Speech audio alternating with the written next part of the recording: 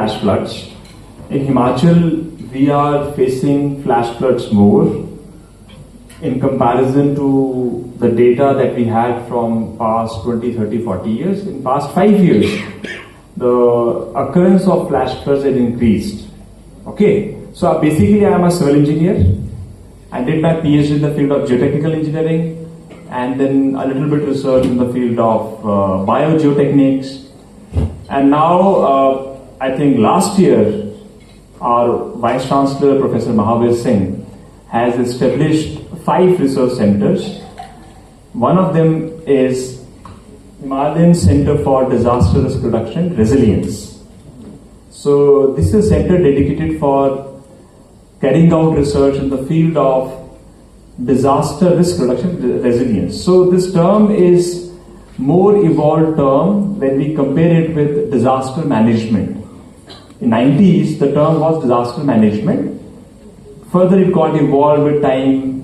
It started by public administration people, then geographers came, then sciences background people came. Now engineers are also part of it. Now AI is also getting into it. So we have a dedicated center, got established last year on 22nd of July. And parallelly, what happened in the state that state of Himachal Pradesh, government of Himachal Pradesh notified this center as a designated R&D center for the state of Himachal. So that is the background of the story.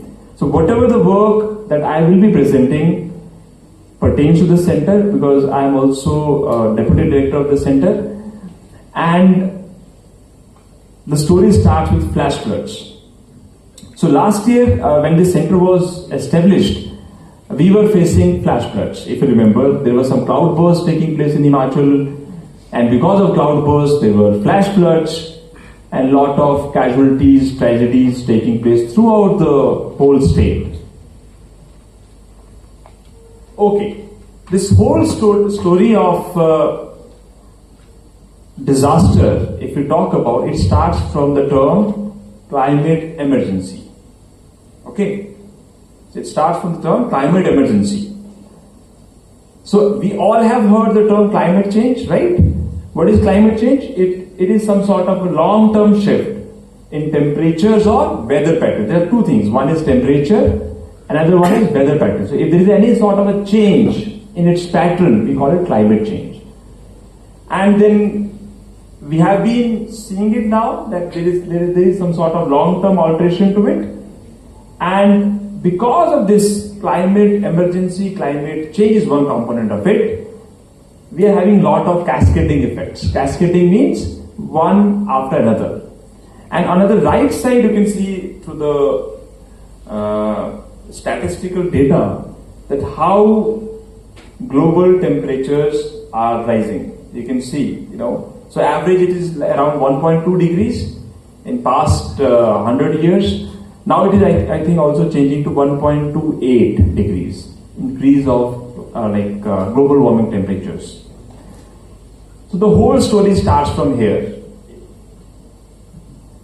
And because of these global extremes, what is happening?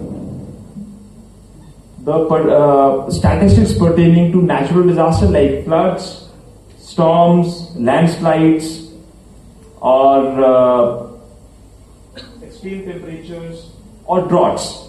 So India is a unique place where we are having flash floods, droughts, both taking place somewhere like within a month in extreme portions of the country. So because we are situated in Southeast Asia, our problems become more complex. So that's why, as per the IPCC report, it says that the Southeast Asian region is a global hotspot. And this year, can you imagine, this term was given in 2022, now we are in 2026, and see the level of heat wave that this country is facing. Abhi kaun disaster create ho gaya? Heat waves ka.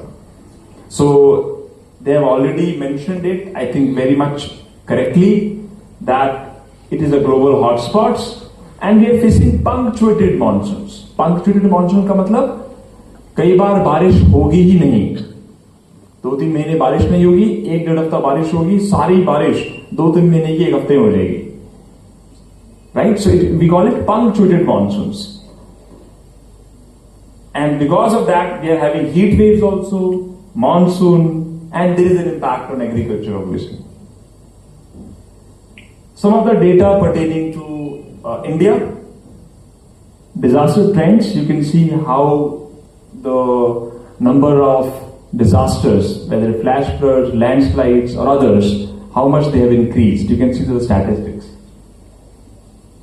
Okay, so we are situated in Himalaya. We started from global perspective, then Southeast Asia, then India, then comes Himachal, Uttarakhand, Himalayan states. You can see that how glacier mass, we are losing glacier mass. So it is expected that by 2100, 60%, more than 60% of the glacier mass is going to be lost.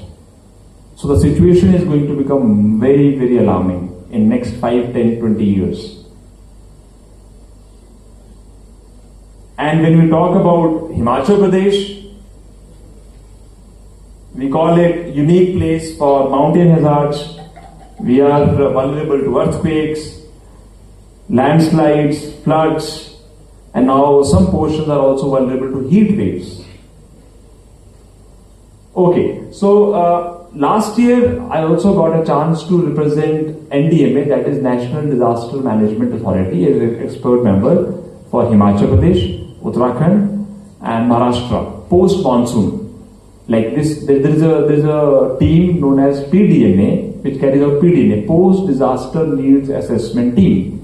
Whenever there is a loss because of any sort of a disaster, then central government sends a team, PDNA team. They try to evaluate, quantify, check out the causes, everything through this PDNA team. So I was part of it. Some of the statistics right now that you can see belong to the PDNA data that was collected from the ground. So if we talk about Himachal Pradesh, last year number of flash floods were 97, then around 47 cloudbursts, then because of cloudburst, flash flood, then because of flash flood there is a major landslide, and because of landslide there is a fatality.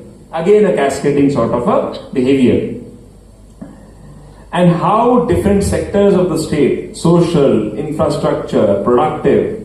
So in this PDNA we have all sectors. We look into all the sectors, how they got affected in terms of economy or fatality. So that is also shown here. So when we talk about Himachal, we call it climate amplified hydrometeorological events. Because it was the main I won't use the word culprit, but the main cause was rainfall. So we call it climate amplified hydrometeorological events. Some of the data pertaining to PDNA that was carried out in 2023 and then in 2025. For the state of Himachal, you can see level of rainfall has increased, deviation, flash floods, etc. And its impact, I think majority of people must be from Himachal. We know the level of disaster in terms of casualties or in terms of economic loss that was caused last year. So this is some of the data pertaining to that. Similarly for Uttarakhand, neighboring state, sister state, having same issues, same problems, having same causes. So this is the data pertaining to that. And then Dharali, right? I think everybody has seen that video. I got a chance to visit that place. So there used to be a civilization, you can say that. In Dharali there used to be people living. Now there is 30 meter of debris. 30 meter means 10 stories.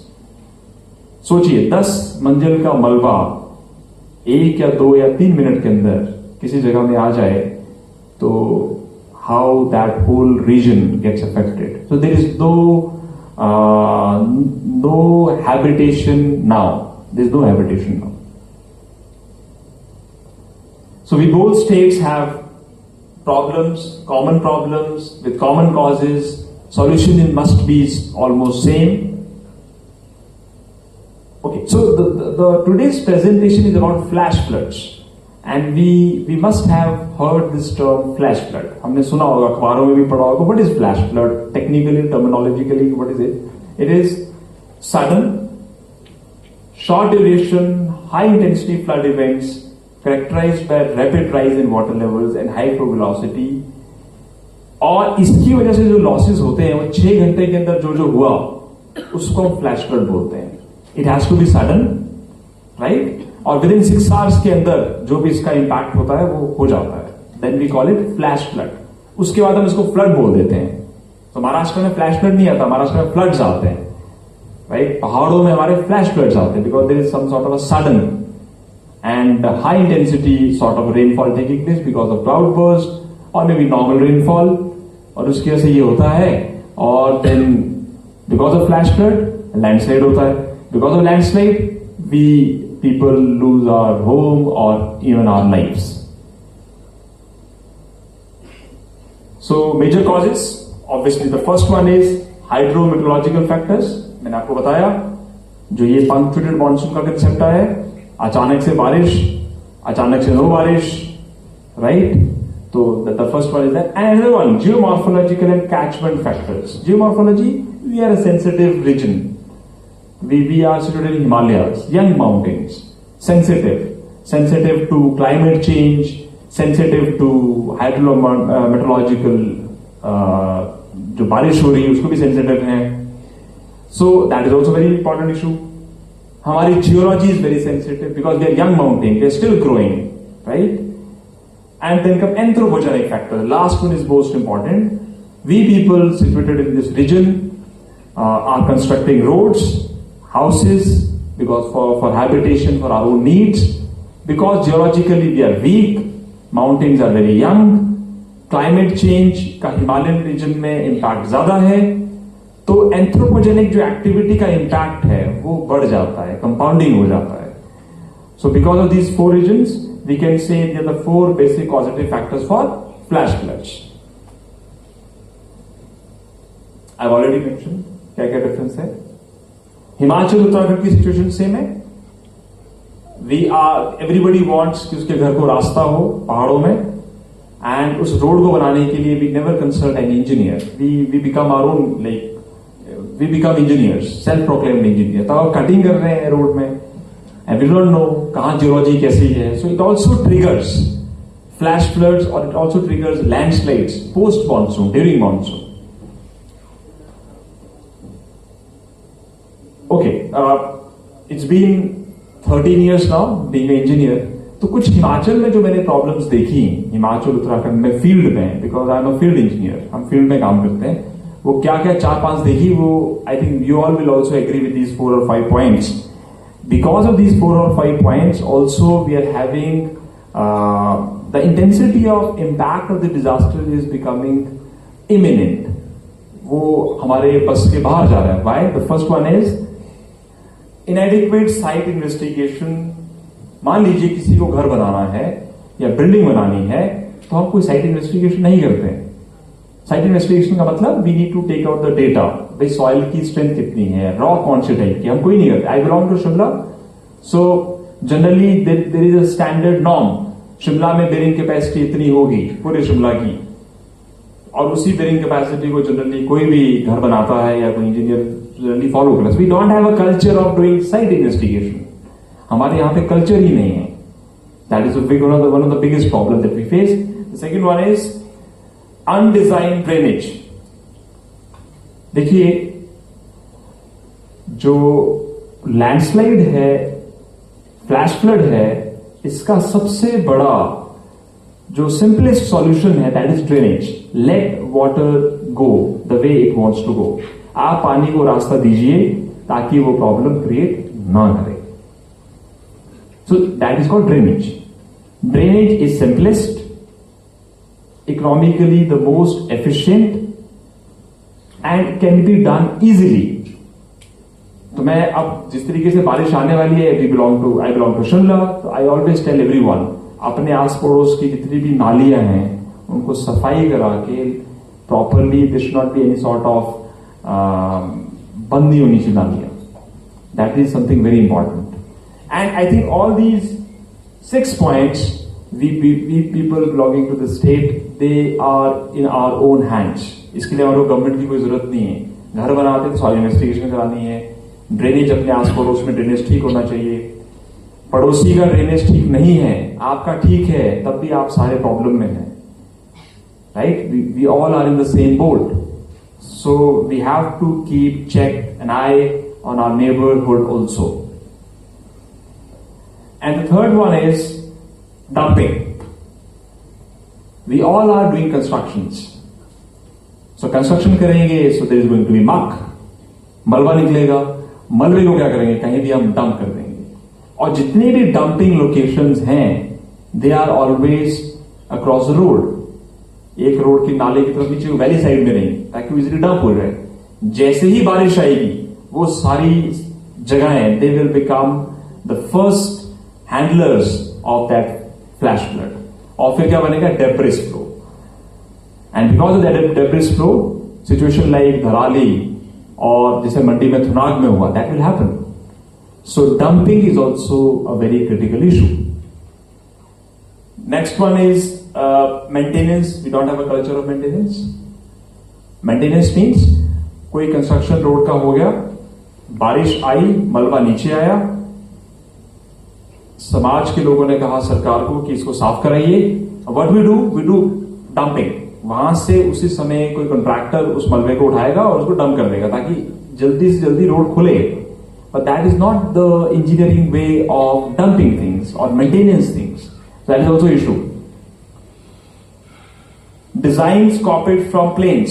जितना भी construction पहाड़ों में हो रहा है, anything, you can talk about this beautiful hall. इसका जो design parameters है, they have been copied from the plains. जो दिल्ली, मध्य प्रदेश, यूपी का डिजाइन है. We not keeping into our own point of view that we are situated in the Himalayan region. Himachal का design अलग होगा, चाहे रोड्स का हो, right? Requirement.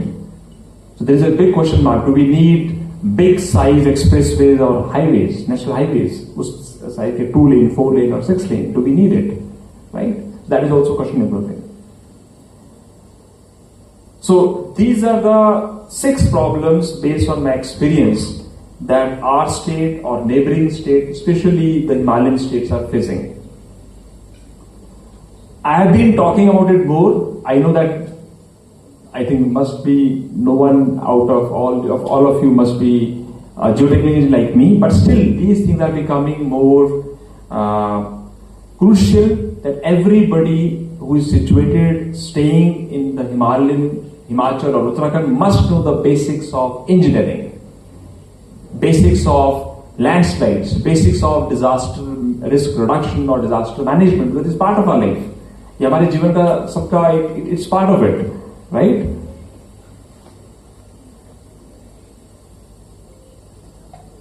So, okay. So right now what we are doing, as I mentioned, that we are also the designated R&D center for the state. We are working in Kinnaur, where we have to prepare DPR, detailed project reports. जहां पे हिमाचल में landslides या flash floods आए हैं और जहां पे उसका लॉस का size was big, we have to come up with solution for that. So these are all the sites for which we are working right now. ये सभी हैं 13 साइट्स इन डिस्ट्रिक्ट किन्नौर की. We are working on that, providing solutions, engineering solutions, है ना. And then this comes the first, this is Roldang Nala. If someone is from Kinnaur, he or she must have an idea about it. Roldang Nala. So this bridge connects to a population of around 3,000, 4,000. The bridge gap ho gaya, to fir that whole portion remains disconnected.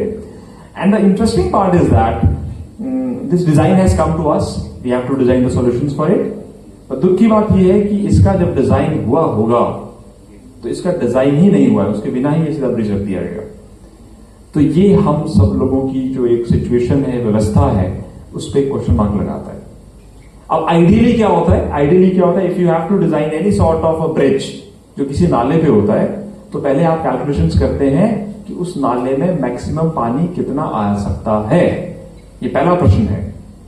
उसके लिए आप right में देखेंगे कि इस नाले में जो पानी आता है कौन कौन सी जगहों से आता है, कौन से ग्लेशियर से आता है या फिर नॉर्मल जो आपका डेली रेनफॉल रहता है उससे आता है, उसको कैलकुलेट करना पड़ता है. We call it catchment area calculations. So we are doing it. I just wanted to show also to you what we are doing as a centre. अच्छा, तो this was the first part of my story which talks about background of climate change, disaster. Himachal Pradesh की हालत गंभीर क्यों है और ज्यादा गंभीर क्यों होने वाली है, because it's a Himalayan state, sensitive area, and हम लोग एज अ सेंटर भी क्या कर रहे हैं. अगला पोर्शन प्रेजेंटेशन करेगा कि हमने पिछले वर्ष जो क्लाउड बर्स्ट हिमाचल में हुआ उसमें क्या काम किया. I think last time also I have discussed it, but again I wanted to discuss. तो our honourable vice chancellor and also the officials from the state, they gave us this task कि जो एक cloud burst का phenomena उसको आप study करें और अपना as a academic institution, R&D institution कोई उसके ऊपर स्टडी करें और कुछ आउटकम दे जो प्रैक्टिकली ग्राउंड पे करने लायक हो.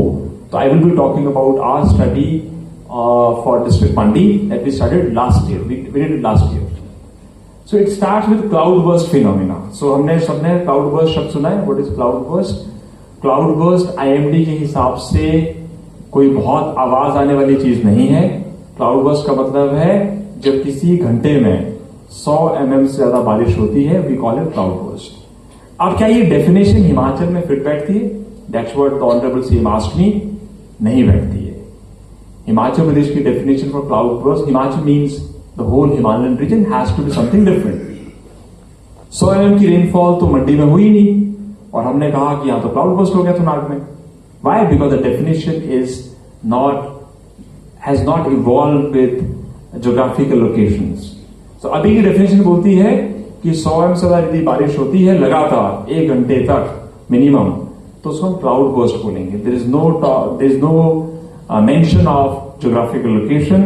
There is no mention of whether there is some sort of a noise taking also place parallelly.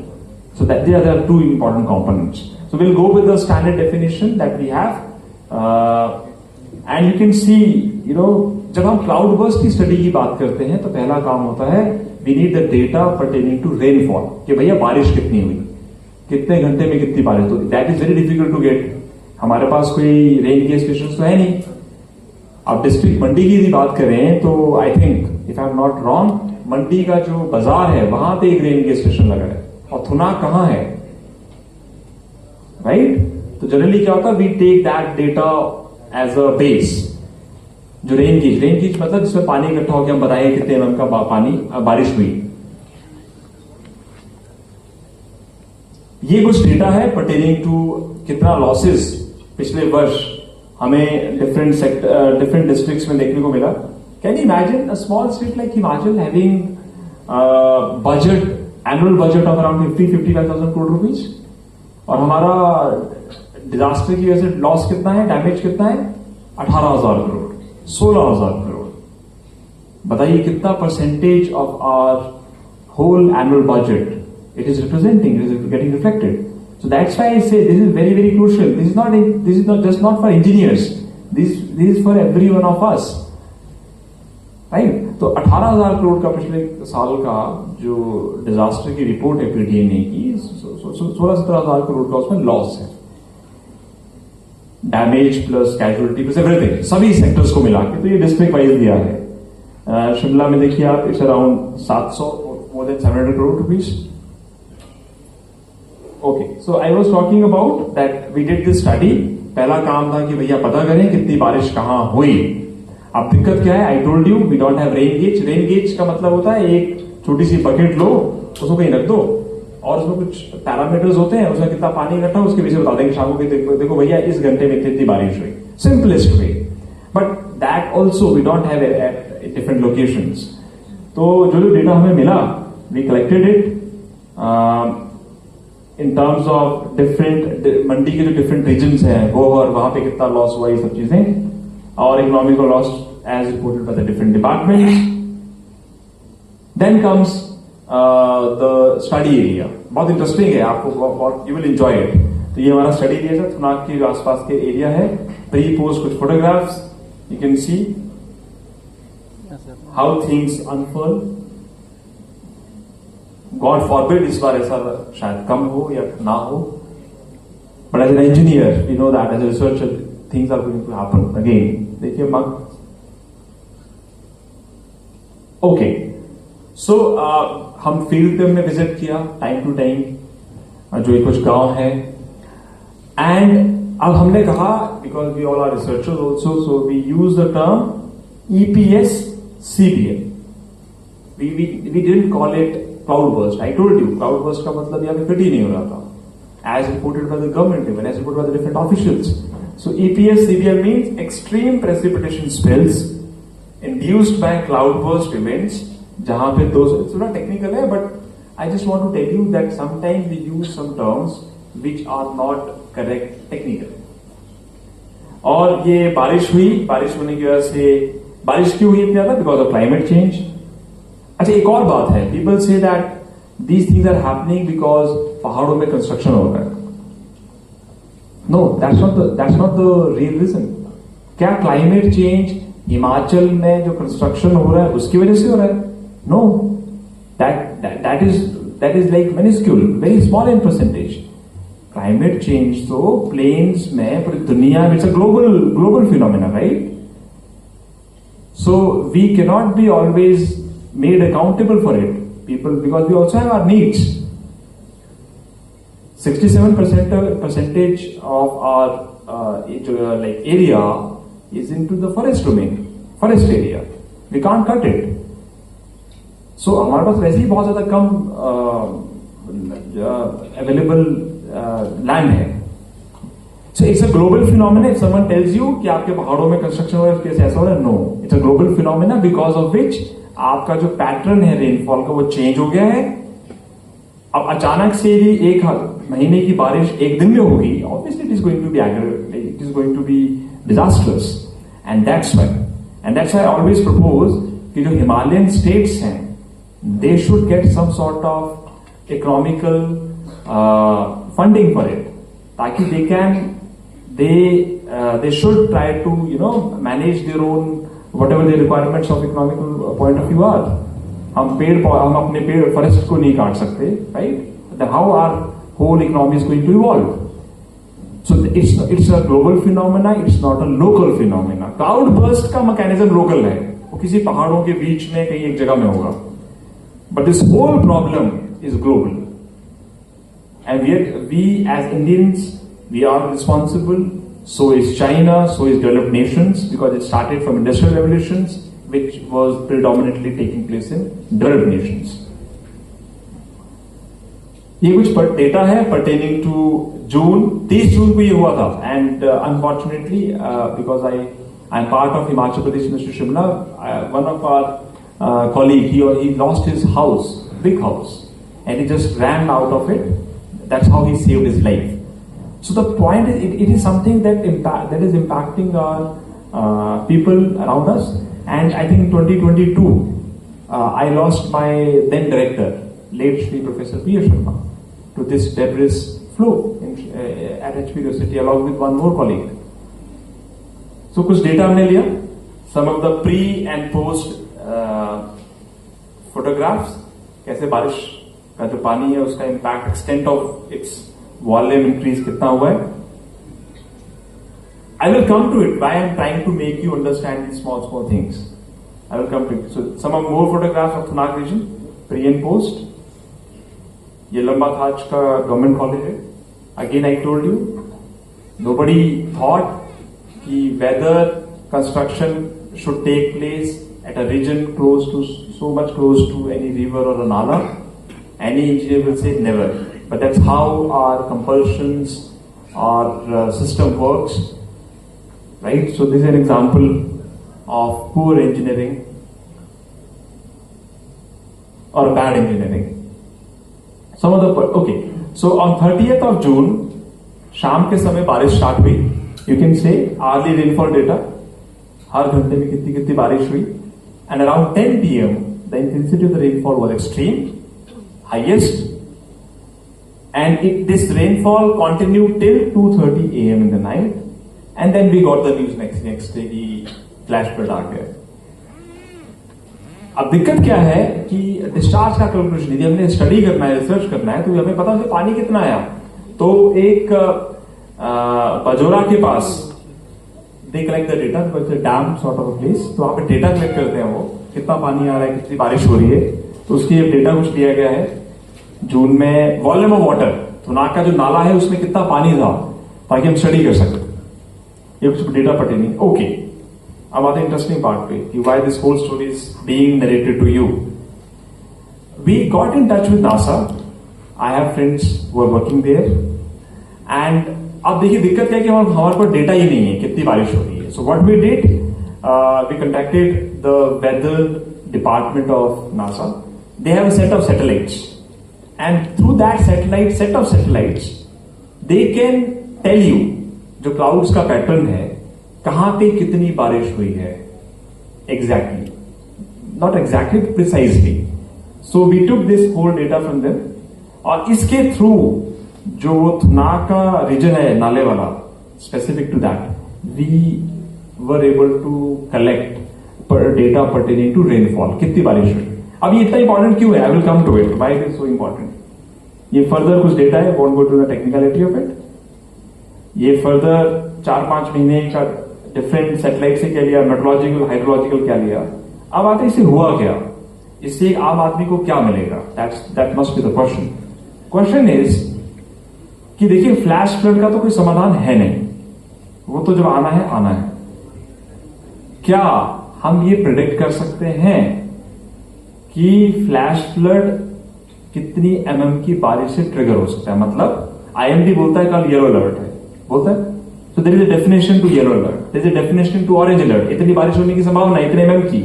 Red alert, तो यदि IMD हमारे सेंटर को यह बता दे कि कल या परसों धर्मशाला में रेड अलर्ट है, तो what we will do, will go to our system, they are high performance computing systems, and हम डाल देंगे कि धर्मशाला का सेंसिटिव एरिया है जहां पे क्लाउड बर्स्ट होने की संभावना है, based on the past history. We have modelled the whole Mandi region now, Thunag का पूरा रीजन का हमने कहां पे घर है, कितने कच्चे हैं, कितने पक्के हैं, कहां सड़क है, नालों का एक्सटेंट कितना है, it has been modelled as a 3-dimensional model. So what will do, will tell our model कल रेड अलर्ट है, right? Let us talk about Thunag में कल रेड अलर्ट है। Now my model will tell me यदि कल red alert है, इतनी बारिश हो रही है, तो कितने घर फ्लैश फ्लड में बह जाएंगे, कितनी सड़कें बंद हो जाएंगी। ये चीजें हम उस मॉडल के माध्यम से देख सकते हैं। आई विल टेल यू, ये देख पा रहे हैं आप? ये हर मिनट, 24 घंटे का हर मिनट में क्या होगा, ये because it's a big size video, you can't see the pixels, but the beauty of this 6 kilometre के स्ट्रेच का मॉडल का ये है कि कितने घर, कितने रोड, कच्चे पक्के मकान, रेड, ऑरेंज, येलो, जो भी आप डेटा, जो भी आप बताएं, उसकी वजह से खत्म होंगे। तो इस काम के लिए सारी कहानी जो मैंने आपको इससे पहले शेयर करी डेटा की, अब इसका फायदा क्या है? इसका फायदा ये है कि हमारा मेन उद्देश्य क्या है, फ्लैश फ्लड तो आना है, हमारा मेन उद्देश्य है कि कैजुअलिटी कैसे कम की जाए। यदि हिमाचल प्रदेश की हम बात करें, हिमाचल में यदि 100 ऐसी लोकेशंस हैं जहां पे क्लाउड बर्स्ट होने की संभावना ज्यादा है, क्योंकि पहले भी हुए हैं, और ऐसी 100 लोकेशंस के लिए हम इस तरीके का इंटरफेस बना दें, तो क्या प्रशासन अपना जो भी मैनेजमेंट करना है, प्रिवेंशन के लिए काम करना है, प्रिपेयरनेस के लिए काम करना है, क्या वो बेहतर तरीके से नहीं कर पाएगा? कर पाएगा। और कोई सॉल्यूशन हमारे पास नहीं है। तो वी गॉट थोड़ी हमारी तारीफें भी हुई, गवर्नमेंट ने करी कि अच्छा काम कर रहे हैं आप लोग, and now we are going to scale it up for the whole state. जितने भी डिफरेंट रीजन्स हैं, किन्नौर में क्लाउड बर्स्ट का इशू है, कुल्लू में क्लाउड बर्स्ट का इशू है, मंडी के कुछ एरियाज में क्लाउड बर्स्ट का इशू, कुछ चंबा के हैं, बस ऐसे 100 ही लोकेशन होंगी ना, 100 लोकेशन का बना देंगे। So this whole story, that was the reason that how science and how then engineering can come up with solutions to the problems that do not have as such solution to them, right? So So because IMD is also evolving, IMD का जो red, orange, yellow है, you must have seen थोड़ा पहले से better हुआ है, because government of India has given lot of funding to them to put some high performance computing systems for doing all those calculations. Clouds का movement कैसे हो रहा है, एक्सटेंट कौन सा है. एक इसमें बड़ा इंटरेस्टिंग जो बात ऑनरेबल सेम ने भी रखी, दैट वाज कि हिमाचल में क्लाउड बर्स्ट बढ़ गए हैं. ये दो कारण से हो सकते हैं, या पहले ये गवर्नमेंट को डेटा आता नहीं था कि क्लाउड बर्स्ट हो गया, या सच में क्लाउड बर्स्ट का नंबर बढ़ गया है. तो क्लाउड बर्स्ट का यदि नंबर बढ़ा है तो क्या उसमें जो डैम्स हिमाचल में हैं, उनके जो रिजर्वायर्स हैं पहाड़ों के बीच में, and because of climate extreme मतलब अचानक से बहुत गर्मी हो रही है, फिर अचानक से बारिश हो रही है, इस पैटर्न की वजह से जो आपका इवेपोरेशन है वो बढ़ रहा है अचानक से. क्या उसकी वजह से क्लाउड्स का जो फॉर्मेशन का इंटेंसिटी वो बढ़ तो नहीं गया बहुत ज्यादा उन जगहों में जहां पे रिजर्वायर्स हैं, एंड वो पहाड़ों के बीच में है, तो वहां पे क्लाउड्स का लोकलाइज फिनोमेना ट्रैप होना आसान है. तो क्या इसका कोई रिलेशन जो डैम इंफ्रास्ट्रक्चर हिमाचल में बना है उससे भी है? So we are also studying it. That is also something very crucial for us to know. So this is also part of it. So that was first part of my study. I wanted to make you understand. We all are staying in Himachal, so we must have basic understanding of everything now. Okay, अब देखिए आप, ये सारा जितने घर आपको दिख रहे हैं, येलो और ग्रीन, येलो कलर दिख रहा होगा. आई होप लास्ट में बिल्कुल भी कुछ नहीं दिख रहा होगा, but at least in front people were sitting in front, they must, ये सारे घर हैं, जितने भी घर. This is very easy now. ये हमने कोई बहुत बड़ा हाई फाई काम नहीं किया है. ये if you go on net, Microsoft ने अपना पूरी दुनिया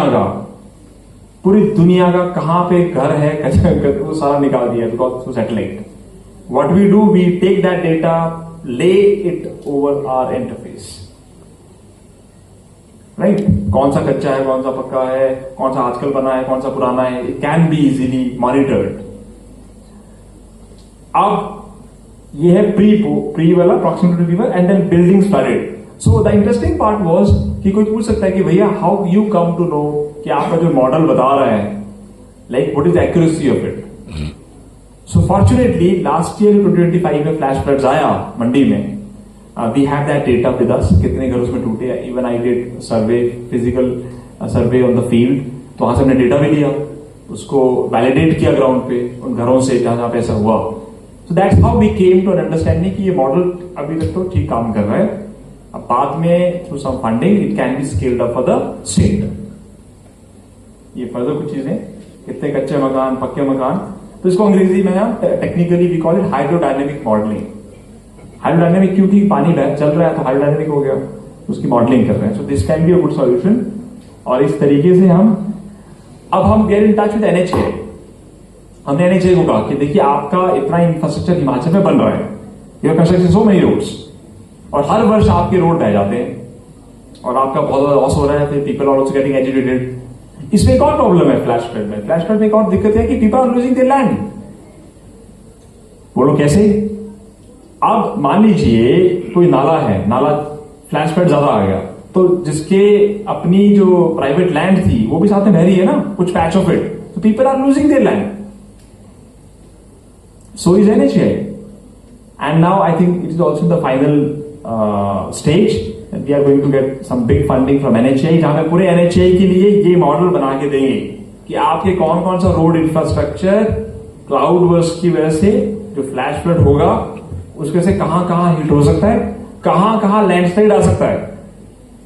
यदि आपको थोड़ा बहुत उसका आइडिया हो जाए कि यहां पे लैंडस्लाइड वल्नरेबिलिटी इंडेक्स ज्यादा है, तो आप वहां पे मिटिगेशन मेजर ज्यादा बेटर लगा सकते हैं. So we are going to do it for NHA also. We presented it to the government. They also agreed with our point of view. Now with Ministry of Transport, they are also working with us. So next time if I get a chance to come here for a conference, maybe I share with you some of the data pertaining to NHA study that we are going to do. तो कुछ बातें इस portion की presentation की जो conclude करनी चाहिए हमें. The first one is climate amplification. So climate change has taken place.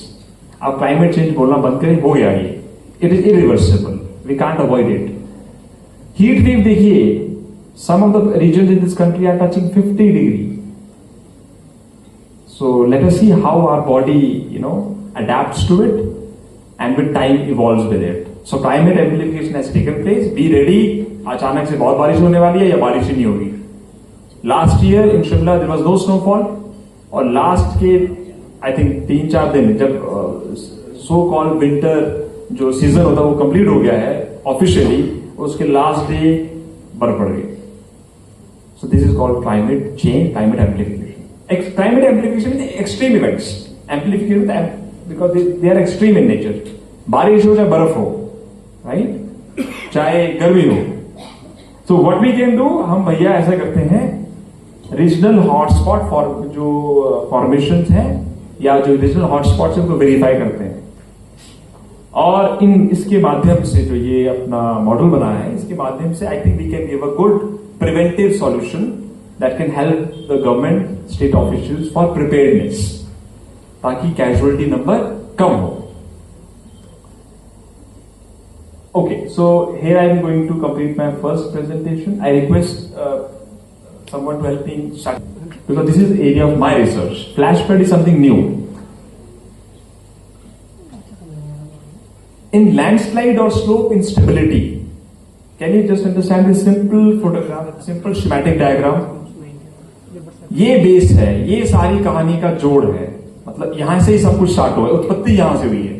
जितनी भी problems pertaining to landslide, slope instability, घरों में क्रैक्स, ये सारी प्रॉब्लम यहां से start starts from here. What you can see here, एक शिमेटिक डायग्राम है, उसमें ऊपर W, that is called weight. Weight मिट्टी का अपना weight, and there is a red sort of a curve line, and to the right of it I have written C. C मतलब cohesion, उसको छोटे technical नहीं होंगे. मतलब जो रेड पोर्शन की कर्व लाइन है, इसके ऊपर का एरिया अपने आप को चाहता है मैंने यहां से जाना है, ड्राइव होना है, I have to go away from here. It can be because of rainfall, पानी भर गया मिट्टी में, उसका वेट बढ़ गया, अब बोले मेरे को जाना है. And to the right of it the area that you can see that is stable, it doesn't want to go. So सारी गेम इन दो फोर्सेस की, एक ही ड्राइविंग फोर्स जो ड्राइव करना चाह रही है, another one is resisting force जो रुकना चाह रही है. जो ज्यादा होगी वो हो जाएगा. यदि रेजिस्टिंग फोर्स ज्यादा होगी, this portion will remain stable. If driving force is more, then this portion is going to slide, go away. तो as an engineer we have to solve this problem. अब हम इसको कैसे सॉल्व करें? एक तरीका ये है कि ड्राइविंग फोर्स को कम कर दो. How it can be done? So it's a big slide. I won't go much into it. One more thing. So we define factor of safety. Engineering का एक बड़ा standard term है factor of safety. Ratio of these two forces, driving force or resisting force. It is called resisting force upon driving force. It should always be more than one, obviously. ताकि तभी तो वो stable रहेगा, otherwise तो बह जाएगा. Okay, so let us leave it. I won't go much into, but okay, one thing. I think I have last time also discussed it.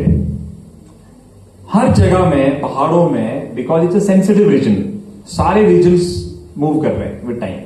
कुछ fast move कर रहे हैं, which we call as slide, कि भैया रात को बारिश हुई, slide आ गया. Move सब कर रहे हैं, कुछ slow कर रहे हैं, कुछ बहुत ही slow कर रहे हैं. Example, if you are staying somewhere on the hilly region, check it out. आपको इस तरीके से trunk जो है ट्रीज की अपने घर के आसपास कर्व्ड मिलेगी. You can see it. यदि कर्व्ड है तो मूवमेंट हो रहा है, right. We call it creep in our terminology, we call it creep.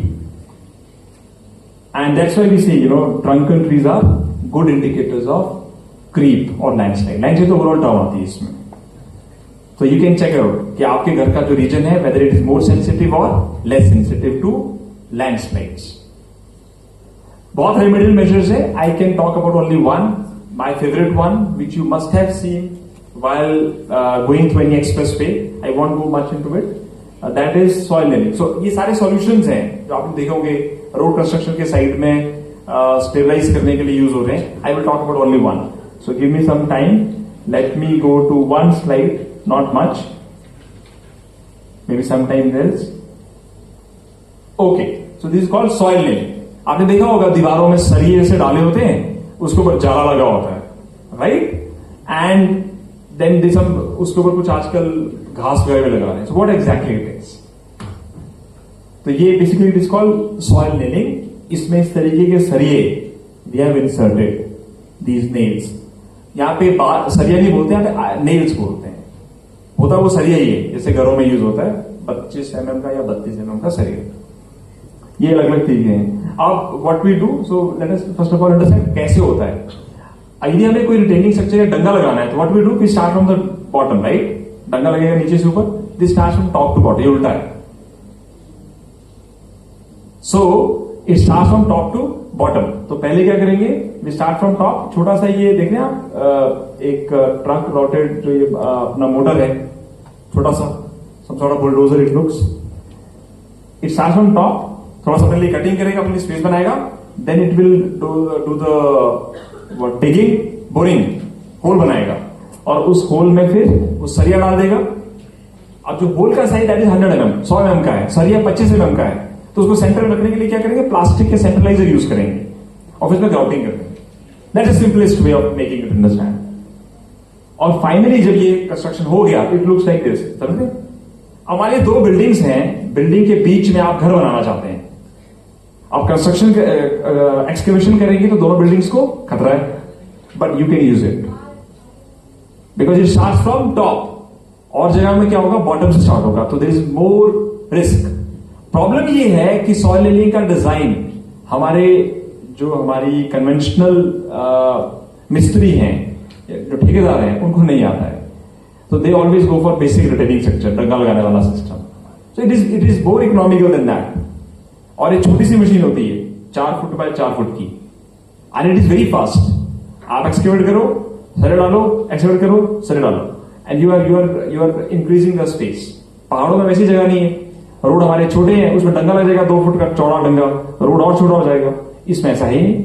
We are not using much space. Okay, so you can see, जो आपको मैंने रेड कलर की कर्व लाइन दिखाई थी पहले, वो आपको मैंने कहा था कि दो कंपोनेंट को जोड़ रही है, एक ड्राइविंग और एक रेजिस्टिंग. तो यहां पे हम स्टिच कर रहे हैं, दोनों को सरिये से आपस में कनेक्ट कर रहे हैं. अब आप देखेंगे बहुत जगहों में क्या हुआ, when we go towards from Chandigarh to Shimla, what we see, कि भैया सब बोलते हैं कि ये तो बड़ा गलत डिजाइन हो गया है, 90 डिग्री पे कटिंग कर दी है और सारा नीचे आ गया है. राइट? ऑब्वियसली आप यदि मैं सरिया डाल दूं दीवार में या स्लोप में जो उस कर्व को ही क्रॉस ना करे, तो स्टिचिंग होगी ही नहीं. Right? So it's a bad engineering. It's a bad engineering. No? Design is bad, right? So obviously that is something that, okay. So I won't go much into. I have one animation. कैसे ये होता है? Please see it and then I will close it. So ये slope है, इसको मेरे को stabilize करना था. I have to stabilize it. And पहले slip surface पता होना चाहिए. Slip surface मतलब वो curve कहाँ है? Line कहाँ से जा रही है? It is done in the at the laboratory level through do some testing, and then we put some geocomposite strip ताकि पानी अंदर ना घुसे. Parallelly अपना सरिया, we are inserting those nails. Then come next 1-1 metre 2-2 metre पे we insert these nails. You can see here. And उसके ऊपर शॉर्टेडिंग कर देते हैं. वाटर, सीमेंट और अपना सैंड, इनका मिक्स उसके ऊपर छिड़ाव कर देते हैं इस तरीके से.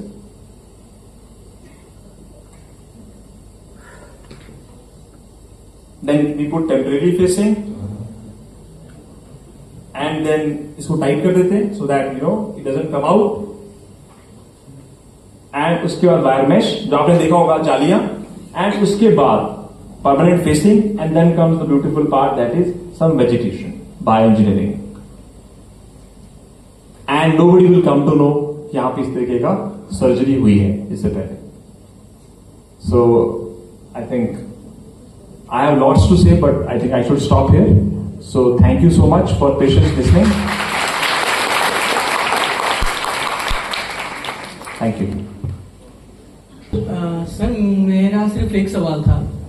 ये जो ग्लोबल प्रॉब्लम बताई ना आपने कि ग्लोबल पूरी दुनिया की वजह से ही ये दिक्कत आ रही है, मुझे पर्सनली ये लगता है कि कारण क्या है कि दुनिया के 100 सबसे गर्म शहरों में लगभग 90 भारत के ही हैं।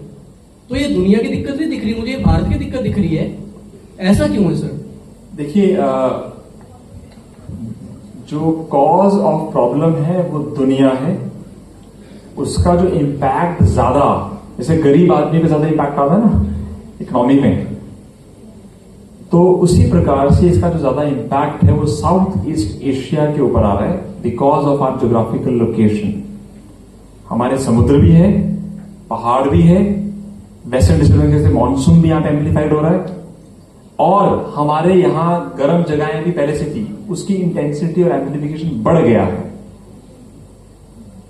सो I have mentioned in the third slide कि जब जब दुनिया में ग्लोबल वार्मिंग की वजह से क्लाइमेट चेंज होगा, तब साउथ ईस्ट एशिया का because of it geographical location जो रीजन है, it is going to face more brunt, चाहे in terms of flash floods रहेगा, चाहे in terms of global heat waves आपने कहा वो रहेगा, it will be there, they are more sensitive. Himalaya देखिए, पहाड़ तो दुनिया में बहुत है, you go towards Europe, right, they are not that sensitive, but we are in the young mountain range, they are more sensitive, and at the same time our population level is so huge that the cascading impact of these disasters in our life becomes imminent. उसका impact बहुत बड़ा है, because 150 crore की आबादी है, तो कोई भी चीज होगी तो it is going to be there in terms of fatality, that's the thing.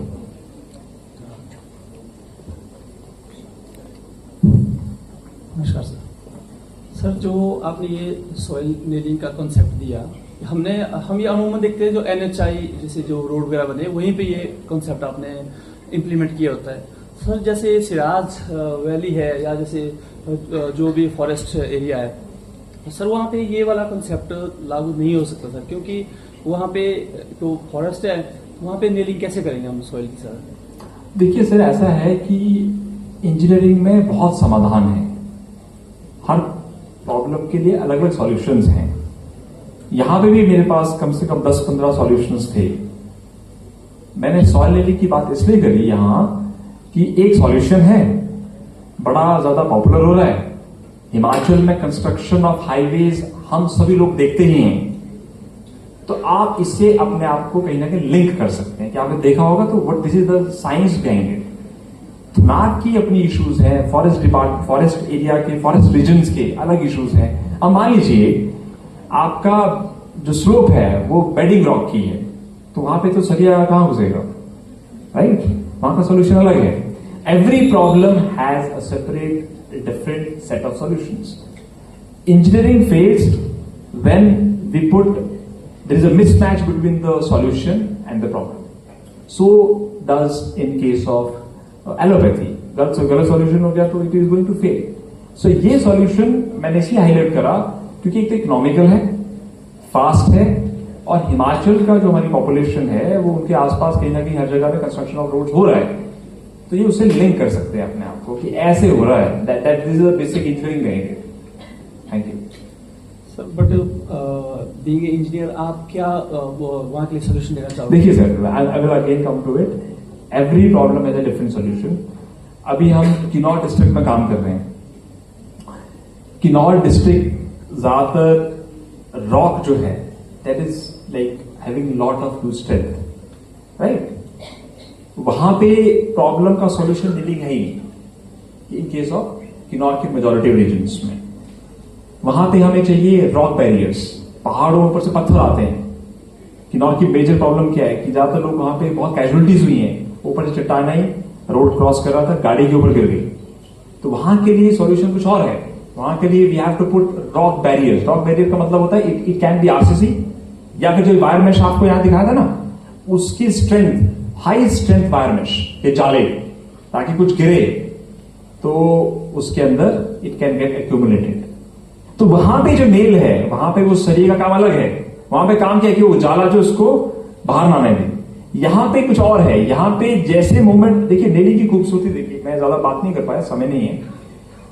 जो आपको मैंने रेड कलर की लाइन बताई थी कर्व, जो ड्राइविंग है, यदि ड्राइविंग बढ़ता है तो सरिये में ज्यादा ताकत आती है नेलिंग में, जो नेलिंग का फंडामेंटल है। तो हम चाहेंगे कि सॉइल ये आपकी स्लोप मूव करे इन case of nailing, but in case of wire mesh जो पहाड़ों में लगाया किनौर में, वहां तो हम चाहेंगे कि वो थोड़ा भी ऊपर नीचे मूव कर जाए।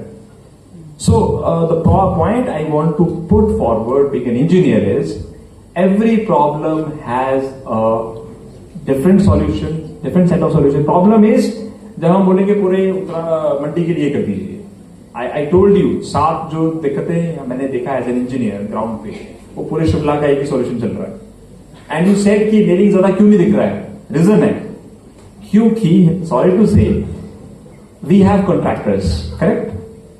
डंगा लगाना आसान है कि नेलिंग करना आसान है? ऑब्वियसली डंगा लगाना आसान है। नेलिंग के लिए आपको डिजाइन करना पड़ेगा, डिजाइन के लिए आपके पास कैपेसिटी बिल्डिंग नहीं है, फिर मशीन चाहिए, फिर इसमें जो कन्वेंशनल हमारा लेबर है which comes from specific regions, UP, Bihar और Nepal, they are not going to understand it so well. उनके लिए एक्सेप्टेबिलिटी ज्यादा किसके लिए है? डंगे के लिए है। पहले पत्थर का था, अब बोले कि आरसीसी का हो जाएगा, उसमें भी स्टैंडर्ड डिजाइन है। कितने एमएम का सरिया लगेगा, कहां लगेगा, खत्म बात। चाहे वो शिमला में लगे, चाहे कांगड़ा में लगे, चाहे हमीरपुर में लगे, वो स्टैंडर्ड डिजाइन है। जब तक कैपेसिटी बिल्डिंग पैरेलली नहीं होगा तब तक सॉल्यूशंस हमारे एफिशिएंट नहीं होंगे, वरना सारे लोग ही अपने घरों के बाद दंगे लगाते हैं। तो ये कुछ चीजें हैं sir. So for Thunag you said I can't say like this, थोड़ा सा आप बताएंगे तो हम जरूर बताएंगे। पीडब्ल्यूडी को भी हम बता रहे हैं आजकल कहां पे क्या करना, जितनी हमारी अंडरस्टैंडिंग थोड़ी बहुत है, हम भी सीख रहे हैं, we are also learning. Thank you.